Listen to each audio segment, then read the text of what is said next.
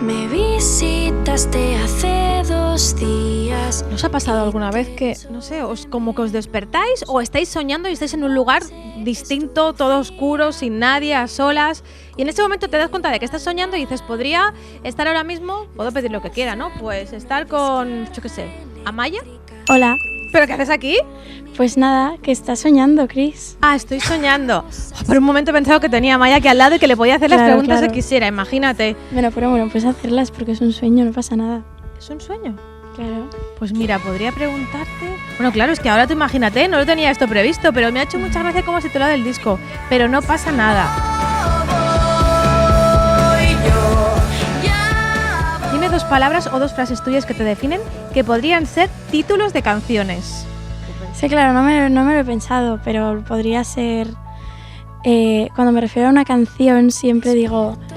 siempre utilizo mucho la palabra preciosa, o sea, como que soy como muy... Siempre digo es preciosa, ¿sabes? Como muy... Pues una canción se puede decir preciosa, claro, por ejemplo. Se podría llamar preciosa, sí, o precioso. Oye, tu disco nos ha encantado. A mí muchas gracias. Me llamó mucho la atención que tú dijeras, es que sé que esto no le va a gustar a todo el mundo. ¿Cómo no va a gustar a todos? Bueno, pero es imposible gustar a todos, o sea, es imposible porque todos tienen sus opiniones y de hecho también ha habido críticas malas y todo, pero... Porque parecía como que era una carrera, ¿no? Siempre quieres lanzar primero el disco y no. Tú has querido tomarte tu tiempo. Quería ser consciente de todo lo que estaba haciendo y quería también aprender en todo el proceso y quería hacer lo que yo quisiera. Y salí y vi como que me empezaron pues como a manejar un poco la vida y como que me sentía yo un poco pues una especie de marioneta. Y claro, yo eso es lo único que sabía que no quería. Me estoy imaginando ese momento en el que tú dices, pues lo que decías, ¿no? Me siento como un poco marioneta, quiero cambiar eso. ¿Cuál es la primera decisión que tú tomas sola? O sea, obviamente pues la ropa que llevo, por ejemplo, porque es que antes cuando salí de Operación Triunfo hasta nos ponían la ropa que querían, ¿sabes? O sea, yo muchas veces he ido con ropa que a mí no me gusta. Y es como... Y claro, ya el simple hecho de ahora mismo poder llevar la ropa que yo quiero y poder sentirme a gusto con todo lo que llevo, pues eso ya pues me hace sentir orgullosa.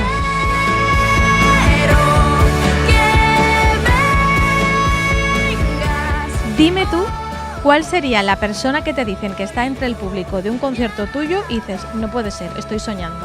¿Quién te haría realmente mogollón de ilusión? Que me haría muchísima ilusión. Hay mucha gente, o sea, también hay gente que es imposible que vaya, por ejemplo, yo que sé, Paul McCartney, ¿sabes? Es imposible, es realmente imposible, pero una persona que yo me pondría súper nerviosa sería, por ejemplo, Pepa Flores, si está como en el... que eso ya es como más probable, ¿no? Que Paul McCartney. Pero sería, o sea, yo me pondría muy nerviosa, me daría como muchísima vergüenza. O sea, bueno, vergüenza no, pero con muchísimo respeto. Porque lo miro con otros ojos. Oye, por cierto, ¿por qué en teatros los conciertos y no en grandes salas? ¿Por qué algo más pequeñito?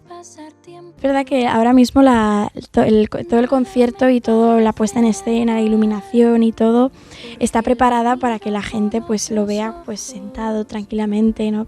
Y también el sonido el que suena y también el tipo de canción no es tanto para estar ahí en una sala saltando, pues sino que es más de teatro. Yo por lo menos también me siento como más cómoda y más segura. Y yo, tú y yo.